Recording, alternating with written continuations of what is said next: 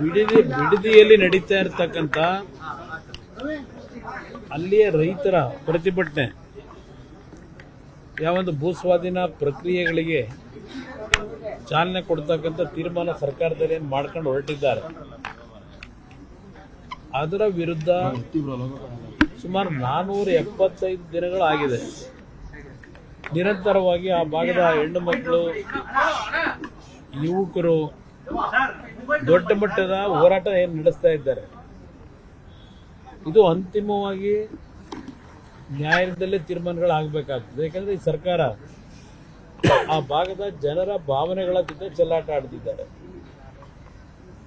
ಅವರಲ್ಲಿ ಏನೋ ಒಂದು ಪ್ರತಿಷ್ಠೆ ಇಟ್ಕೊಂಡು ಹೊರಟಿದ್ದಾರೆ. ಪ್ರತಿಷ್ಠೆ ಅನ್ನೋದಕ್ಕಿಂತ ಹೆಚ್ಚಾಗಿ ಅಲ್ಲಿ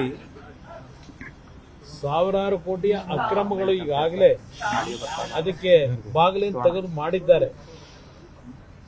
ಅವರಿಗೆ ಟೌನ್ಶಿಪ್ಗಿಂತ ಹೆಚ್ಚಾಗಿ ಆ ಟೌನ್ಶಿಪ್ನ ಹೆಸರಿನಲ್ಲಿ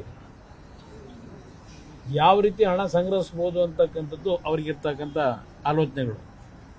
ಅದರಿಂದ ನಾಡಿನಲ್ಲಿ ಹಲವಾರು ರೀತಿಯ ಪ್ರತಿಭಟನೆಗಳು ಹಲವಾರು ಭಾಗದಿಂದ ಬಂದು ಅವರಿಗೆ ಬೆಂಬಲ ಕೊಟ್ಟಂಥದ್ದು, ರೈತ ಮುಖಂಡರುಗಳು ಬಂದು ಬೆಂಬಲ ಕೊಟ್ಟಿರ್ತಕ್ಕಂಥದ್ದು, ಪಕ್ಷಗಳು ಬೆಂಬಲ ಕೊಟ್ಟಿರ್ತಕ್ಕಂಥದ್ದು, ವಿರೋಧ ಪಕ್ಷಗಳು, ಇದೆಲ್ಲದರ ಮಧ್ಯೆಯೂ ಯಾವುದೇ ಕಾರಣಕ್ಕೂ ನಾವು ನಿಲ್ಲಿಸೋದಿಲ್ಲ ಅಂತಕ್ಕಂಥ ಒಂದು ಉದ್ದಟತನ ಏನಿದೆ.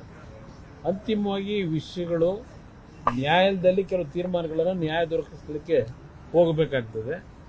ಆ ನಿಟ್ಟಿನಲ್ಲಿ ಏನು ನಮ್ಮ ಮುಂದಿನ ಕ್ರಮ ತೆಗೆದುಕೋಬೇಕಾಗ್ತದೆ ಆ ರೈತರ ಪರವಾಗಿ, ಅದರ ಬಗ್ಗೆ ಚಿಂತನೆ ನಡೆಸಿದ್ದೇವೆ. ಅಷ್ಟೇ ಅಲ್ಲ, ಒಂದು ರಾಜ್ಯದ ಹಲವಾರು ಭಾಗದಲ್ಲಿ ಈ ಒಂದು ಭೂಸ್ವಾಧೀನ ಪ್ರಕ್ರಿಯೆಗಳ ವಿಷಯದಲ್ಲಿ ಕೆಲವು ಪ್ರತಿಭಟನೆಗಳು ನಡೀತಾ ಇರತಕ್ಕಂಥದ್ದು ಗಮನಿಸಿದ್ದೇನೆ.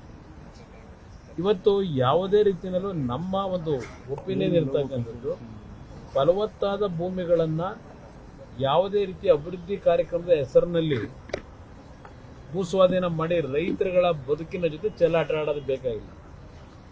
ಎಲ್ಲಿ ನಮಗೆ ಯಾವುದೇ ರೀತಿಯ ಬೆಳೆ ಬೆಳೀಲಿಕ್ಕೆ ಸಮಸ್ಯೆಗಳಿರ್ತದೆ, ಬೆಳೆ ಬೆಳೀಲಿಕ್ಕೆ ಆಗಲ್ಲ.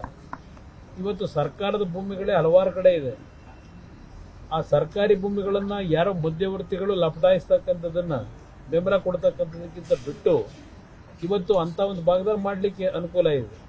ಅದನ್ನ ಸರ್ಕಾರಗಳು ಮಾಡಬೇಕು ಅಂತಕ್ಕಂಥದ್ದು ನನ್ನ ಅಭಿಪ್ರಾಯ. ಬಿಡದಿಯಲ್ಲಿ ನಡೀತಾ ಇರತಕ್ಕಂತ ಅಲ್ಲಿಯ ರೈತರ ಪ್ರತಿಭಟನೆ ಯಾವೊಂದು ಭೂಸ್ವಾಧೀನ ಪ್ರಕ್ರಿಯೆಗಳಿಗೆ ಚಾಲನೆ ಕೊಡ್ತಕ್ಕಂಥ ತೀರ್ಮಾನ ಸರ್ಕಾರದಲ್ಲಿ ಏನು ಮಾಡ್ಕೊಂಡು ಹೊರಟಿದ್ದಾರೆ. ಅದರ ವಿರುದ್ಧ ಸುಮಾರು 475 ದಿನಗಳಾಗಿದೆ. ನಿರಂತರವಾಗಿ ಆ ಭಾಗದ ಹೆಣ್ಣು ಮಕ್ಕಳು, ಯುವಕರು ದೊಡ್ಡ ಮಟ್ಟದ ಹೋರಾಟ ಏನು ನಡೆಸ್ತಾ ಇದ್ದಾರೆ.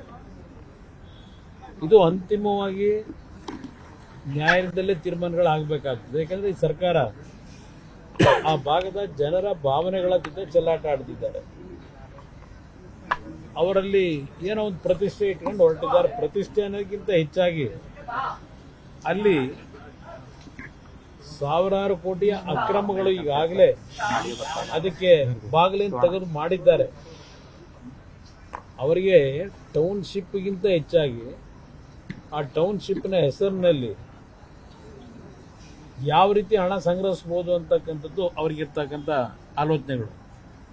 ಅದರಿಂದ ನಾಡಿನಲ್ಲಿ ಹಲವಾರು ರೀತಿಯ ಪ್ರತಿಭಟನೆಗಳು ಹಲವಾರು ಭಾಗದಿಂದ ಬಂದು ಅವರಿಗೆ ಬೆಂಬಲ ಕೊಟ್ಟಂಥದ್ದು, ರೈತ ಮುಖಂಡರುಗಳು ಬಂದು ಬೆಂಬಲ ಕೊಟ್ಟಿರ್ತಕ್ಕಂಥದ್ದು, ಪಕ್ಷಗಳು ಬೆಂಬಲ ಕೊಟ್ಟಿರ್ತಕ್ಕಂಥದ್ದು, ವಿರೋಧ ಪಕ್ಷಗಳು, ಇದೆಲ್ಲದರ ಮಧ್ಯೆಯೂ ಯಾವುದೇ ಕಾರಣಕ್ಕೂ ನಾವು ನಿಲ್ಲಿಸೋದಿಲ್ಲ ಅಂತಕ್ಕಂಥ ಒಂದು ಉದ್ದಟತನ ಏನಿದೆ. ಅಂತಿಮವಾಗಿ ಈ ವಿಷಯಗಳು ನ್ಯಾಯಾಲಯದಲ್ಲಿ ಕೆಲವು ತೀರ್ಮಾನಗಳನ್ನು ನ್ಯಾಯ ದೊರಕಿಸಲಿಕ್ಕೆ ಹೋಗಬೇಕಾಗ್ತದೆ. ಆ ನಿಟ್ಟಿನಲ್ಲಿ ಏನು ನಮ್ಮ ಮುಂದಿನ ಕ್ರಮ ತೆಗೆದುಕೋಬೇಕಾಗ್ತದೆ ಆ ರೈತರ ಪರವಾಗಿ, ಅದರ ಬಗ್ಗೆ ಚಿಂತನೆ ನಡೆಸಿದ್ದೇವೆ. ಅಷ್ಟೇ ಅಲ್ಲ, ಒಂದು ರಾಜ್ಯದ ಹಲವಾರು ಭಾಗದಲ್ಲಿ ಈ ಒಂದು ಭೂಸ್ವಾಧೀನ ಪ್ರಕ್ರಿಯೆಗಳ ವಿಷಯದಲ್ಲಿ ಕೆಲವು ಪ್ರತಿಭಟನೆಗಳು ನಡೀತಾ ಇರತಕ್ಕಂಥದ್ದು ಗಮನಿಸಿದ್ದೇನೆ.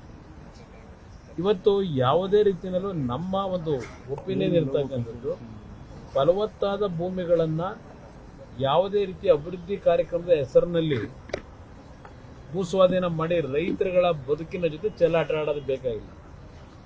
ಎಲ್ಲಿ ನಮಗೆ ಯಾವುದೇ ರೀತಿಯ ಬೆಳೆ ಬೆಳೀಲಿಕ್ಕೆ ಸಮಸ್ಯೆಗಳಿರ್ತದೆ, ಬೆಳೆ ಬೆಳೀಲಿಕ್ಕೆ ಆಗಲ್ಲ. ಇವತ್ತು ಸರ್ಕಾರದ ಭೂಮಿಗಳೇ ಹಲವಾರು ಕಡೆ ಇದೆ.